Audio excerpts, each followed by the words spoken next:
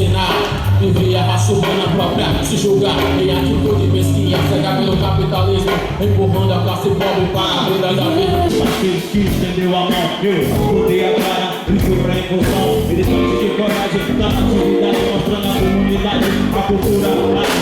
Meu povo massacrado, alojado na senzala, quando eu corria no navio, era jovem dentro d'água. Minha cor tem valor quando o racismo reagir. Depois que eu pensei no meu pensamento, eu vou da escola, mostrei minha visão, sei que eu sou nacional, isso é que sou negão. Me fazendo construir uma rádio comunitária, o nome do corpo, aprendi uma sobre-romântica, tocando preservando a cultura afro-brasileira, tambor de arrepia, gigante da capoeira, sou baiano retrato, falo cantado, pra ver o rap.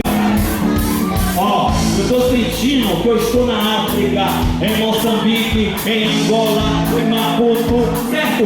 Nosso povo sofre, mas é muito feliz, parceiro. Não é o dinheiro que traz felicidade, é o amor que está dentro do nosso coração. Então eu quero que vocês entrem no clima, porque hoje é dia 30, lançamento do CD Minha Volta é Treta, certo?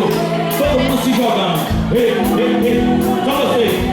Jesus agora na cara. Olha você, agora aqui, vem. Com você, vem, bate palma pra ela.